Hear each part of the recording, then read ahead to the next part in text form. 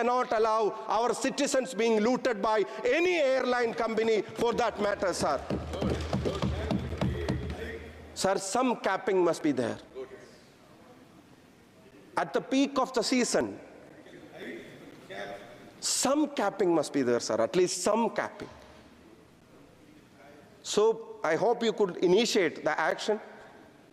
You could float a committee as early as possible to look into this, and we can address our people abroad who are keenly waiting for your reply and your actions regarding this. Thank you for giving me this opportunity. I once again with folded hands request our minister and the government and everybody sitting here to involve in this matter and to raise the voice for our people abroad. Thank you, sir.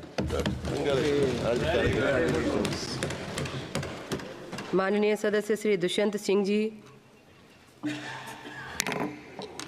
Thank you, ma'am, for giving me the opportunity to speak. ये regulation जो FS के लिए जो आदरणीय शफी जी लेके आए हैं, इनके बारे में कल हाउस में माननीय मंत्री जी ने इसका उत्तर भी दिया था. उसके बारे में मुझे थोड़ा इतिहास से मुझे जानने की आवश्यकता है, कि बताने की आवश्यकता है. जब आदरणीय प्रधानमंत्री जी ने वो पहली बार शपथ ली थी 14 में, 74 एयरपोर्ट होते थे, और उनके कर कमलों के द्वारा, उनके आदेशों के द्वारा, उनके निगाह के वजह से आज 150 से ऊपर एयरपोर्ट हमारे देश में 157 एयरपोर्ट हमारे देश में हो चुके हैं, और ये संख्या बढ़ भी रही है. मैं माननीय प्रधानमंत्री जी को और माननीय मिनिस्टर को मैं धन्यवाद देता हूं. मैं उनको इसलिए देता हूं क्योंकि उन्होंने आम नागरिक को, जो गरीब इंसान है, अंतिम व्यक्ति है, उनने एक अपॉर्चुनिटी दिया है कि उन्होंने कि वो गरीब व्यक्ति भी प्लेन में बैठ सकता है, छोटे से छोटे एयरपोर्ट में बैठ सकता है, और बड़े से बड़े एयरपोर्ट में बैठ सकता है, और प्लेन में उड़ के अपने रिश्तेदारों के पास, अपने क्षेत्र के काम के लिए, अपने व्यवसाय जीवन के लिए एक जगह से दूसरी जगह जा सकता है. ये उनकी सोच थी कि उन्होंने उड़ान स्कीम के द्वारा कि लोगों को जोड़ने का के साथ साथ लोगों के दिल को जोड़ने का काम किया है, और दिल को जोड़ने से हमारे क्षेत्र में एक देश के लिए भावना, और देश के लिए भावना खाली एक जगह नहीं, हमारा देश एक बड़ा देश है, और बड़े सभी लोग हमारे लिए बहुत महत्वपूर्ण हैं. हमारे देश के लिए ये बहुत महत्वपूर्ण है, और महत्वपूर्ण के नाते आज हमें ये बात करने की ज़रूरत है कि उनकी वजह से अपन इतने क्षेत्र में आगे बढ़ रहे हैं. जो टियर 2, जो टियर 3 सिटीज़ हैं, उसको भी 2500 रुपये की वायबिलिटी गैप फंडिंग के द्वारा माननीय प्रधानमंत्री जी ने कोशिश किया है कि बिड्स के द्वारा कि एयरलाइन कंपनी छोटी जगह जाएं और उसको लोगों को बढ़ावा देने का काम किया है. आज मुझे ये कहने की भी ज़रूरत है कि जो एयरलाइन इंडस्ट्री का जो मेन कॉस्ट आता है वो लगभग 40% कॉस्ट एयरलाइन टर्बाइन फ्यूल से आता है. और आज मुझे कहने की ये ज़रूरत है कि जब कोविड के पहले दिल्ली का, जो मैं एक उदाहरण दे रहा हूँ, एक केएल था 53,515, और कोविड के समय पे ये हो गया है 1,31,354 केएल, लगभग 145% की हाइक थी.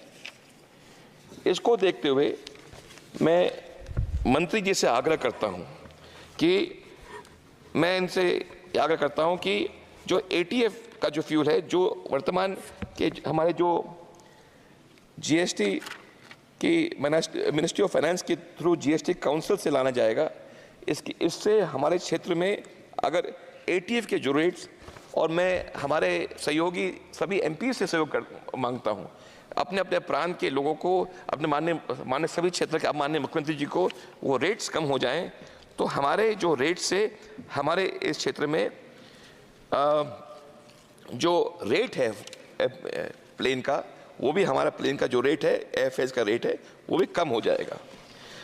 आज मुझे आपको बताने की ज़रूरत है कि जो हमारे जो एयरफेयर रेगुलेशन था, तो एयर कॉर्पोरेशन एक्ट 1953 से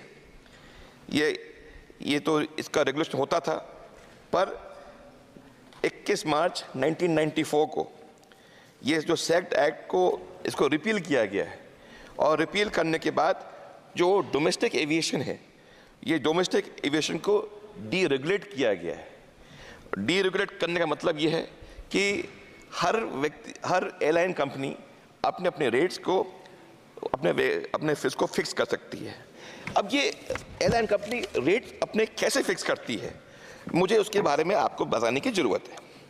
इसलिए ज़रूरत है क्योंकि लोग बोलते हैं कि इसमें क्या क्या रेट्स हैं। इसमें बताने की ज़रूरत ये है कि कॉमन यूज़र टर्मिनल इक्विपमेंट फ़ी है, इसमें यूजुअल डेवलपमेंट फ़ी है, एविएशन सिक्योरिटी फ़ी है, इसमें पैसेंजर सर्विस फ़ी है, इसमें GST है, और इसमें पैसेंजर सर्विस के साथ साथ फ्यूल चार्ज है। और हर एक जगह पे अगर आप दिल्ली से अगर आप जाना चाहते हैं इंटरनेशनल में एयरपोर्ट प्लेन में जाते हैं, तो आपकी फ़ीस होगी लगभग 52 रुपीज़ 56 पैसे। अगर ये रेट अगर आप हैदराबाद में देखें, जहाँ से माननीय मंत्री जी आते हैं, ये फीस इंटरनेशनल का रेट है 700 रुपये। और इसको, ये जो लेवल प्लेइंग फील्ड है, इसको यूज़र चार्जेस में जोड़ा गया है। मैं चाहूँगा कि मंत्री जी ये यूज़र चार्जेस फीस जो हमारे लोगों को लगता है, इसका एक लेवल प्लेइंग हो, और जो हमारे जो कंसेशनर्स को अपने एयरपोर्ट को दिया है, उसमें उनको बुला के सभी एयरपोर्ट के जो प्राइवेट ऑपरेटर्स हैं उनको बुला के एक बातचीत करके, जैसे माननीय स्पीकर साहब ने अभी कहा था कि एयरलाइंस को बुलाने की बात है। अब जब हम एयरलाइन की तरफ देखते हैं तो हमें ये जानने की ये ज़रूरत है कि जब हम लोग ने कोविड के समय पे बात की थी, तो खाली एक ही एयरलाइन प्रॉफिटेबिलिटी थी, वो था इंडिगो। और सभी एयरलाइंस की उस समय स्थिति ठीक नहीं थी, फाइनेंशियल स्थिति ठीक नहीं थी, क्योंकि एयर इंडिया और इंडियन एयरलाइंस का मर्जर हुआ था।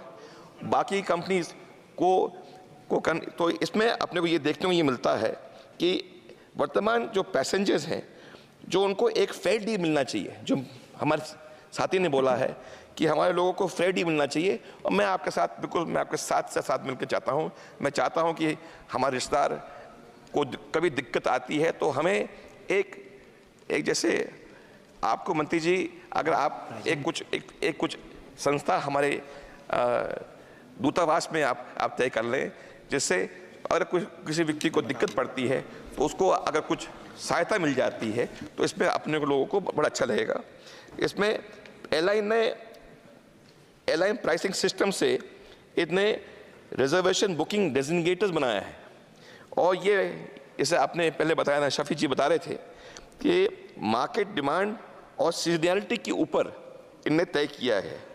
पर हमने वर्तमान में ये इसको DGCA से गवर्न करने की बात रखी है, और DGCA की रेगुलेटरिंग की बात है रूल 135, बेस्ड ऑन रूल 35 और द एयरक्राफ्ट एक्ट को, इसको हम TMU मतलब है टैरिफ मॉनिटरिंग मैकेनिज्म के द्वारा DGCA ने लगभग 50 रूट तय किए हैं, पर DGCA के पास उसके पास उतना पावर नहीं है, वो पावर नहीं है कि उनको रेगुलेट करे और डे टू डे उसको काम करे। जैसे शफी जी बता रहे थे कि मैं इनसे बिल्कुल सहमत हूँ और मैं चाहता हूँ कि एक कमेटी ने भी आपको इसमें रिपोर्ट दिया है कि जैसे सिक्योरिटी एक्सचेंज है, सेबी है, वैसे तरह से ये बता रहे हैं कि हमारे यहाँ एक छोटी सी और आपके लाइक माइंडेड पीपल जो इंडस्ट्री से निकल के आते हैं उनको आप अब जोड़ें, जैसे हमारी इसमें मॉनिटरिंग की आप अपनी तरफ अपन काम करें। जब आप पैसेंजर्स के बारे में आप बात करते हैं तो आपने एज पर ऑपरेशन वायबिलिटी की तरफ अब देखते हैं तो अपन ने 2008 में एयरपोर्ट इकोनॉमिक रेगुलेटरी अथॉरिटी बनाई थी। ये रेगुलेटरी अथॉरिटी का विषय का काम था लैंडिंग का, पार्किंग का, हाउसिंग का और यूजर डेवलपमेंट फी के बारे में, जो मैंने अभी हाल ही में मैंने कहा है। इसमें संशोधन होगा, इसमें इम्प्रूवमेंट होगा, इसमें होगा तो हमारे जो लोगों को जो दिक्कत पड़ती है, लोगों को जो दिक्कत आगे नहीं पड़ेगी। एज पर मिनिस्ट्री हम और सिविल एविएशन मिनिस्ट्री और एज पर एयरलाइन कंपनीज, उनको एक विषय है रीजनेबल प्रॉफिट के बारे में। ये रीजनेबल प्रॉफिट का मुझे ना एयरलाइंस कंपनी में कुछ इसमें कोई अग्रीमेंट है। एयर इंडिया कुछ और बोलती है, इंडिगो कुछ और बोलती है। इनमें मैं आपको उसके बारे में जानकारी देने की आवश्यकता ये है। इनने ये कहा है कि एज पर रीजनेबल प्रॉफिट के बारे में ये है कि air India cost recovery method से काम करती है और जब अपन इंडिगो में देखते हैं तो इसको रीजनेबल प्रॉफिट की तरफ बात करती है।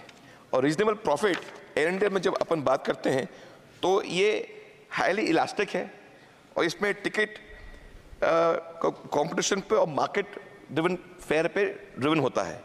और जब आप इंडिगो की तरफ देखते हैं ये रीजनेबल प्रॉफिट के बारे में तो आप ये बोलते हैं डिमांड ड्रिवन है, सीट्स ड्रिवन है और एस्टिमेट्स कॉस्ट की रिकवरी पे है। आज ही कुछ दिन पहले डिपार्टमेंट ऑफ DGCA ने एक 24 में एक छोटा सा वो इशू निकला था कि अनबंडलिंग ऑफ सर्विसेज के बारे में मैं कहा था। अनबंडलिंग ऑफ सर्विस ये थी कि शेड्यूल एयरलाइंस पर कुछ जो सर्विस है, जीरो बैगेज, किसी के पास कोई बैगेज नहीं है, किसी के पास प्रेफरेंशियल ट्रीटिंग नहीं है, किसी के पास उसको कुछ खाना नहीं खाना, और उसमें ऑप्ट इन और ऑप्ट आउट का एक विषय आता है। तो उसमें अपने को ये देखने की आवश्यकता ये है कि हमारे जो नागरिक हैं, जो हमारे यहाँ के लोग जो लोग यहाँ घूमने आ रहे हैं और यहाँ चलने जा रहे हैं, उनको ये अनबंडलिंग सर्विस से भी थोड़ा राहत मिलनी चाहिए। यहाँ से जो बच्चे छोटे हैं उनको भी थोड़ा राहत उस तरह से अपने को मिलने की आवश्यकता है।